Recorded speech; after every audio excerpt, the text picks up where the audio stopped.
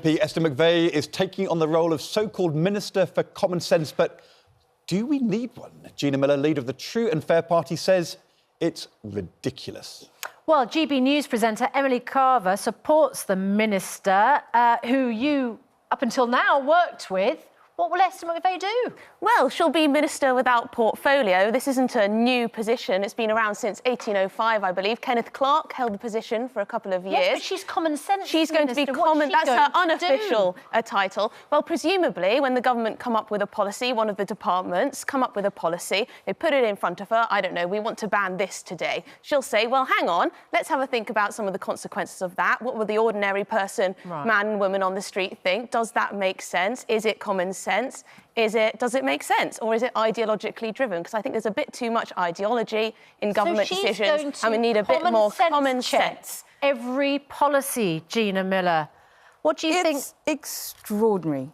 We only have 109 posts for ministers, and Sunak has wasted one on something. Minister for Common Sense, presumably they all have common sense, don't they? Isn't that what governments are supposed to have? Well, do you agree they all have common sense, It's a minister of nonsense, because what they're basically saying is that she suddenly holds a role over everybody else. That's not what she should be doing. It's a soapbox to the right. This is a waste of £86,000 of our taxpayers' money, and it is completely and utterly nonsense. What it does show is that Sunak has no common sense, and this is desperation.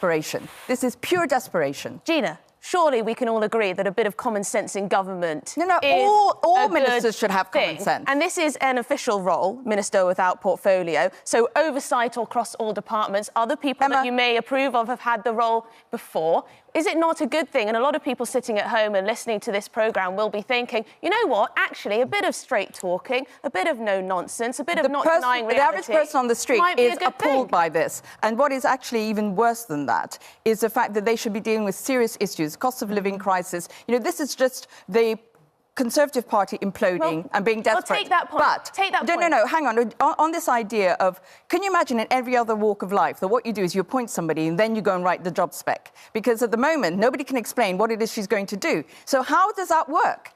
Did Boris Johnson have common sense? Oh, no, he didn't. And if she was there, maybe it might have changed things. No, because the thing is, it should be it's the calibre of individual MPs that are elected and in the cabinet. Hang on. You don't need one person to oversee common sense. Emily, does Rishi have common sense? Well, perhaps not enough. OK, right. We asked you on Twitter, do we need a common sense minister? Almost 20% said yes, but 81% said no. Well, it's common sense that we cross now to Lorraine. You did your best, both.